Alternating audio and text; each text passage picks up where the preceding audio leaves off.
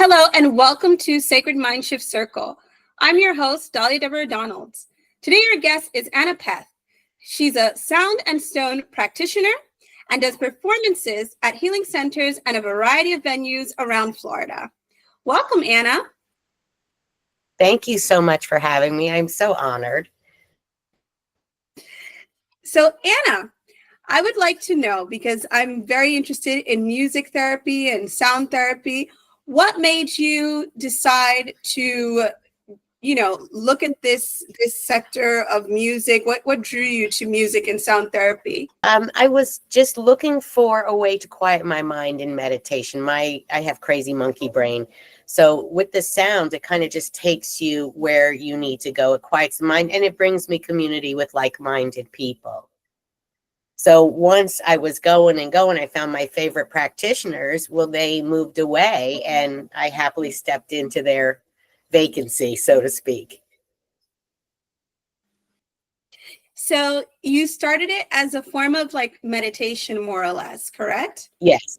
It's Did you wonderful know anything? No, but it came to me so naturally. Like once I started going, I started picking up instruments, little bits here and there, and little ones became bigger ones. And like I said, when my favorite practitioners moved away, they left the door open and the invitation was there for me because I got to know quite a few people through the sound baths as well. So could you explain what exactly is a sound bath? Well, I call my practice cascading sounds for the soul. And you're basically, with all the frequencies and the vibrations, they're washing over you and through you and around you. And the vibrations and frequencies know, and the body knows what it needs and where to accept the different things. I mean, our bodies are a lot of water, and we know how vibration moves water. It does the same in our core centers and our energy centers, realigning, readjusting, breaking up what we don't need to carry. So it's really helpful in so many, many ways, as well as just plain old relaxing. So when you're using the bowls, I've noticed that you have bowls because I've seen Tibetan bowls, which were the ones that I think most people had up until recently. I don't know. Yes. And then I see now that there are different types of bowls and they look different. What is the difference between them? Well, you do have like the very high quality bowls, which are going to cost a lot more. And I think they're just finer tuned, like really, really finer tuned. I have beautiful crystal bowls, and I purchased colors because then I don't have to guess which chakra I'm playing. They are colored to the chakras and toned to the chakras. So if I'm going to pay attention to a throat chakra or third eye, I'm going to look at my blue bowls. The solar plex, I'm going to find my yellow bowl. And like I said, it keeps, I don't have to guess, which note is this one if they're all the same color. And how do you believe that these frequencies and these bowls are interacting with our body? You said that the body just naturally knows how to respond to the frequencies. Can you explain a bit more about that? Well, each chakra is attuned to a different note in the scale. For instance, the heart is an F note. Also can resonate with the 528 frequency and other frequencies, but the body just knows, and the frequencies know where to go. It's hard to explain. Like, I'm not really the book smart of it, but the feel of it, and I know what I get as far as feedback. I've had clients who just, like, they even told me, they're having issues with the kidney areas and stuff, and I take the sacred bowl and I play more over that. Or I've had clients who were coughing during a session, and I'm coming in with the drum or the rattles, and the cough just stops. It just, the body just knows and it accepts. As long as you're open to the receiving, it's there for you. So when people come to the sessions, what do they have to do? Do they have to lay down? Do they have to sit? Is there a certain position that it affects them more than others? I think it's all about being comfortable and being open. I have venues that offer zero gravity lounge chairs. I have venues where you're laying on your mats on the floor with pillows and bolsters and whatnot. just to be comfortable and open to the receiving. You know, blankets, bring some stones if you want to charge them up with the frequencies. It's all about being comfortable. You're going to receive regardless. And I do walk around with a lot of instrument, a lot of my percussion, the rattles, the drums, the chimes. I carry those over body. I'm drumming right over those centers that need it. And I kind of get a feel for it as well. But a lot of times they let me know too, with their facial expressions, with their body movements, you know, if they're going to roll over into fetal position. Those are all tell signs for me as well. So a lot of people sometimes think that this is new age. This is something that a lot of Christians have a hard time wrapping their minds around. But historically, if you do research, you might find that sound therapy has been used for eons. Can you explain a little bit about that? It certainly has. As a matter of fact, I have a scripture, which is 1 Samuel 16:23. And when the harmful spirit was upon Saul, David took the lyre and played it with his hand, and Saul was refreshed. He was refreshed and was well, and the harmful spirit departed from him. So it goes to the Bible. It goes to indigenous. It goes to the churches where they're ringing the bells. They're singing the choir, which is an instrument. Your voice is the greatest instrument. When you're drumming in the indigenous, it's a form of prayer. It's, you know, reaching out to the universe. It's bringing back the energies. It's speaking to the universe, the divine, whichever you call divine.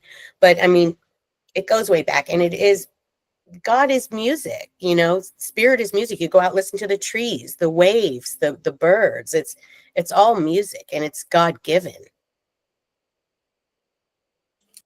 So, for example, what does healing look like in comparison when you have a person come in?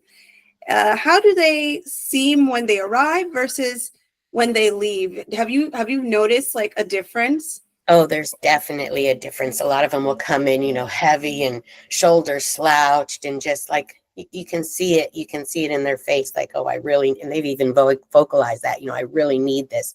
And as they're leaving, their shoulders are back and their heads are up and their face is so light and bright, and as well as the embraces that I receive after, and the gratitudes. And I also give gratitude, because in the giving, I receive so much, not only the energies and frequencies from the instruments, but the love and the healing vibrations coming back from everybody in participation. It's a beautiful thing to witness. It truly is. I've seen tears, you know, while they're lying there. I've seen tears rolling down cheeks, and it's the release. It's not only are we receiving, but we're open to the release of what we don't need to carry, the childhood traumas, the stuff that happened just yesterday, or, you know, a rough week at work. So we just don't need to carry that stuff. We take what we need from it and let the rest go. And the instruments help with that. And in your experience, do you think that you've seen more of a particular group of people come to the sound baths? For example, is there a difference between men or women, or, I don't know, older people, younger people?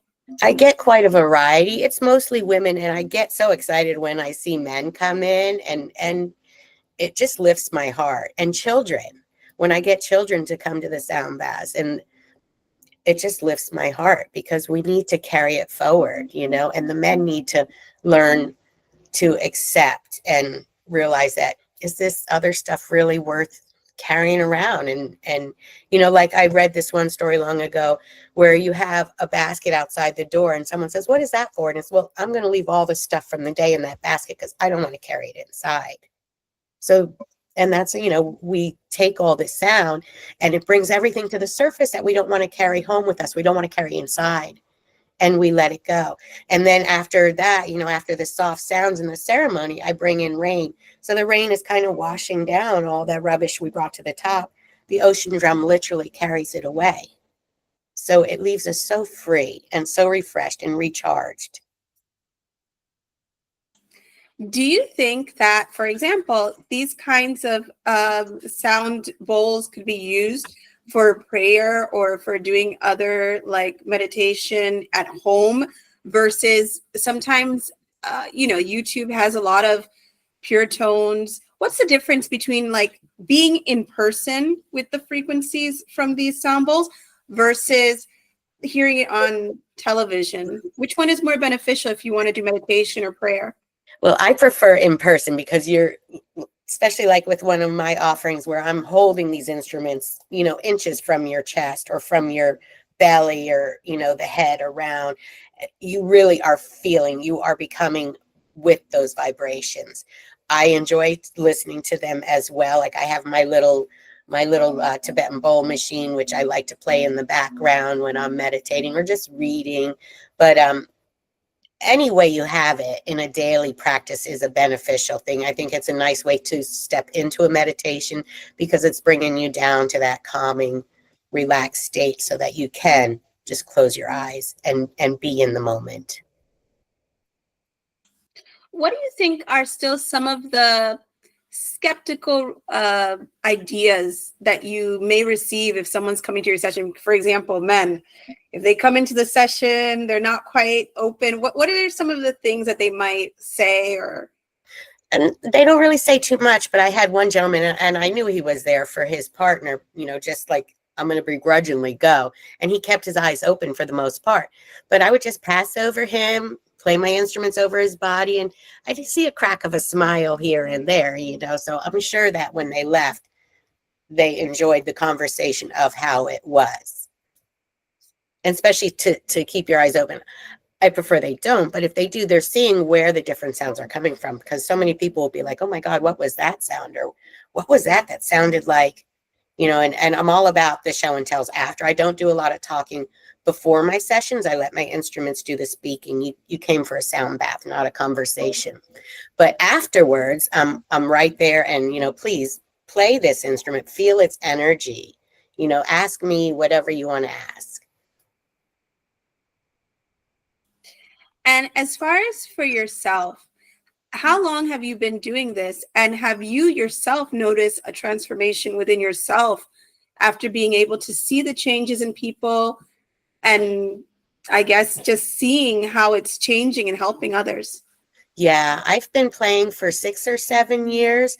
I just started doing the venues. I started out just playing like for friends in private. I also offer what I call a sound and stone experience, and I was doing that where I would create a grid with your intention and lay those on body and then incorporate sound energy.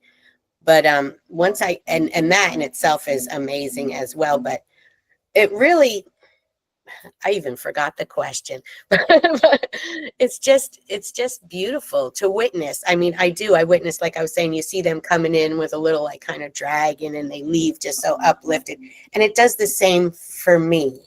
And with my practice, it's really opened me up to more. And I used to be such a homebody, and now I can't wait to get out and meet people and play for them and embrace them, and not just with sound, but with my body. And I just love it. I just love it. And it keeps me happy and positive and uplifted. And also, because you mentioned that sometimes you do it with children, do you think that this kind of therapy could help children who are, I know because there are children sometimes who suffer from autism, who have trouble expressing themselves. How could this kind of therapy help children maybe to feel more relaxed or feel more expressive? It just really it really reduces the anxiety. It brings in a positive feeling. Matter of fact, children with autism, the sounds are beautiful. I have a friend who has an autistic grandson, and I sent her a little tongue drum, and he loves it. He loves playing it. It's just relaxing. And not only that, but like when you hit different frequencies, you can actually like rebuild DNA. The 528 frequency, that heart frequency, is actually known to heal DNA and bring peace. Okay, well, Anna, can you show us a little bit of how your sound baths work? Yeah, I'm mostly going to hear because, well, I can move you around a little bit, but I'll start over here where I have a couple bowls set up.